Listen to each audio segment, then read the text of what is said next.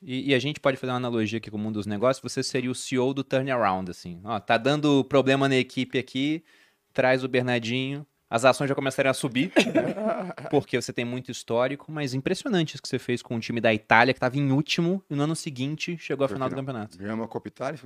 Mas assim, você sabe que situações como essa são grandes oportunidades, na realidade, né? Depois, obviamente, eu, durante 16 anos, né, fui CEO de uma empresa que é a seleção masculina, e aí já era um sistema diferente. Na crise pegamos, mas fomos para o topo. Nos tornamos em 3 anos líderes do mercado mundial. O ranking mundial é o nosso mercado, certo? Mercado Uhum. mundial. E depois, como é que você mantém isso durante mais tanto tempo? Aí sim, aí tem a questão da continuidade, da consistência, né, da reinvenção. Daí surgem alguns meio que mantras, né, do tipo, aos campeões do desconforto. Como é que você mantém o time lá? Depois de chegar lá, entendeu? Aí você começa um outro aspecto também tem muito a ver com o mundo corporativo, a gente vai conversar com empresas, bateu meta, e agora?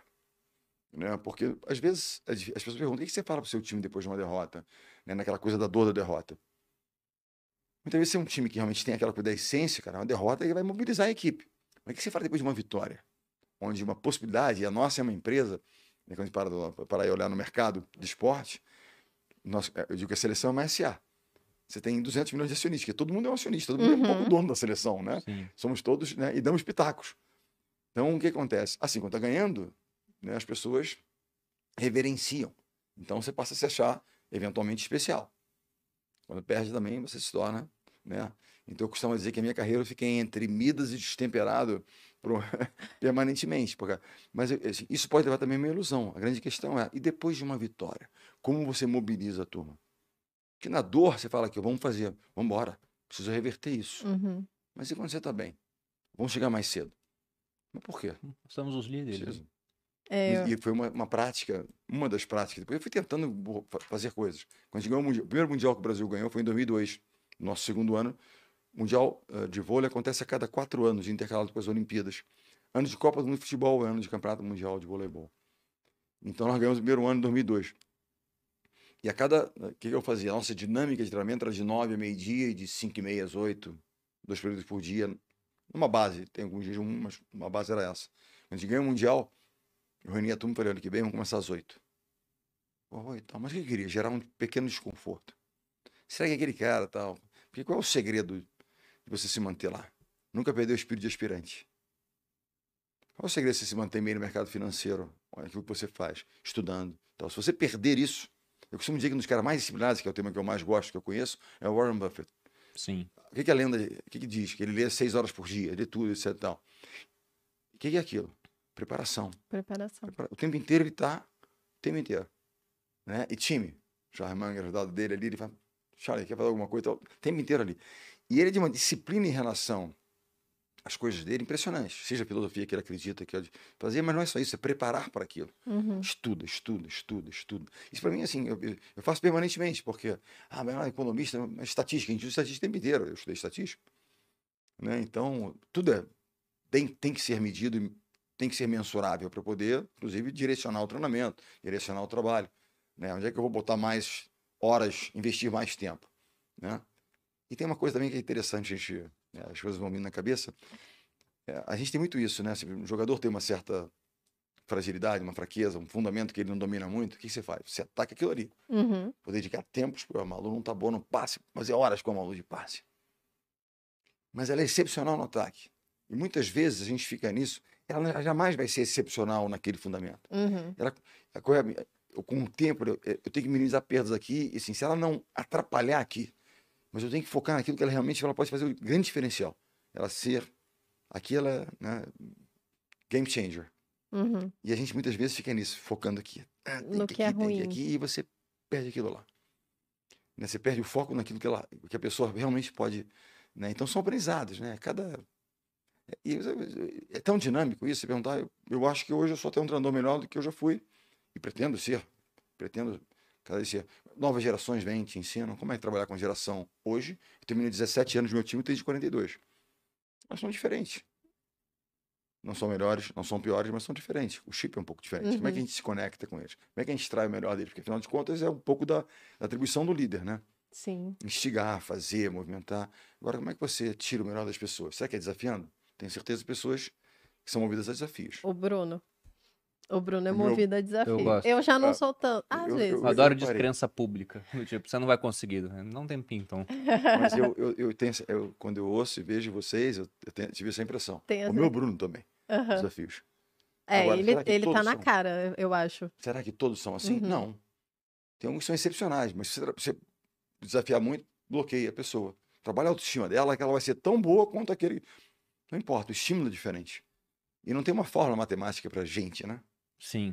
Você falando sua trajetória, eu anotei várias coisas aqui que eu quero falar, mas a primeira delas que me chamou a atenção é que você falou, primeiro, que o Bruno ficou bem, ele falou, nossa, você tirou um time muito lá de baixo e botou lá em cima. E depois você veio a falar É que tipo chegar, sei lá, é que não tem mais final no brasileiro, mas pegar o Vasco, levar o topo, entendeu? sim, isso é difícil pra Difícil. caramba, mas ele passou 16 anos na seleção masculina e no ápice praticamente mantendo. Eu Isso é mais acho que é difícil ainda. mais difícil Ah, sim. do que você trazer uma seleção de baixo. Então você fez as duas partes difíceis, que é trazer de baixo e depois manter lá em cima. São assim, os desafios que se apresentam e quando você aprende naquilo. Uhum. Depois dos 4 primeiros anos com a seleção masculina, de 2001 e 2004, a gente tinha ficado em 6º na Olimpíada de Sydney. E aí eu migro para a seleção masculina. E aí começa um trabalho. Aí ganha o Mundial, ganha a Copa do Mundo. No final de 2003, a gente já estava liderando. Apertado, mas liderando já o topo. Em 2004, a gente ganha o ouro em Atenas, a gente consolida e abre frente para o Nessa segundo época que eu colocado. acompanhava. E aí, pô, ganhamos. Aí, isso foi dia 29 de agosto, a final em Atenas.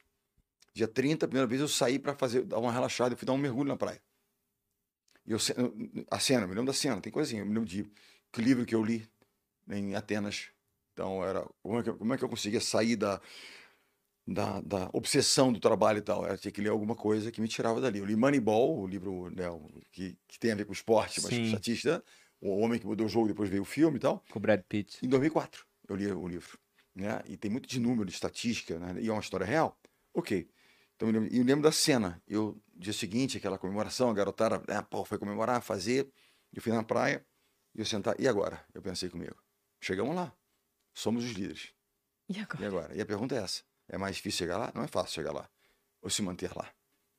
As armadilhas do sucesso se colocam, ainda mais num ambiente onde a popularidade é grande, tudo você vai, e aí as armadilhas estão ali.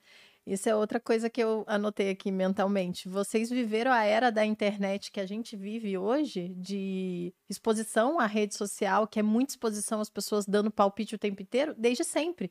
Porque eram as Desde pessoas... antes da era da internet. Desde antes das Vou botar eras da assim. internet, porque as pessoas queriam palpitar, né? Tem que fazer isso, tem que fazer aquilo. E ao mesmo tempo elas estavam ali acompanhando, vibrando, que é o que a gente vive Você sabe que também. uma coisa, por exemplo, que eu não, como treinador de seleção, eu não vivi tanto. Claro que é uma atividade popular, então você não tinha redes sociais em 2004. Mas era contato na rua mesmo, e tal, e aquela coisa toda, ok, né? E televisão, pá, aquela coisa toda. Ó. Mas eu, agora, como treinador de time, de clube, as redes sociais são uma realidade e são difícil. algo a se administrar, né? Quando você está muito exposto. Eu acho que uma das questões que hoje realmente está aí na sociedade, questões de saúde emocional, etc. E no esporte, como a Simone Biles em 2021, que foi 2020, 2021 na realidade, de fato, Tóquio, a principal atleta, digamos, olímpica, que seria, digamos assim, um pouco daquela grande destaque olímpico, não consegue Desistiu. competir. Uhum. Tinha questões ali. Eu não tenho dúvidas que nos dias de hoje, as redes sociais, elas são um fator assim, muito impactante, porque chega de tudo, né, que você possa imaginar, e as pessoas se condicionam. Por mais que você diga, deixa eu falar pra você, aquilo que você não controla é um pouco dos estoicos, né? Que é um tema aqui também. Eu adoro e que eu leio. É ruído, mas impacta as pessoas. Sim. Né? Influencia as pessoas. Então, as redes sociais têm sido algo, e assim, digamos, eu não, na seleção, que é obviamente o ponto mais alto, eu não vivi a era da rede social forte, para até tentar entender como é que eu conseguiria ou não fazer com que eles, digamos, se alimentassem e não, né, ficassem mal em função daquilo que as redes sociais trazem, entendeu? E eu acho que serve para tudo, mas assim, eu falo esporte, eu costumo dizer que o que é diferente do esporte e do mundo corporativo? A empresa não tem metas, não tem treinamento, escolha de pessoas, montagem de equipes e tal. No final da história, eu trabalho na indústria de gente. A gente não vende nenhum produto, não presta nenhum serviço.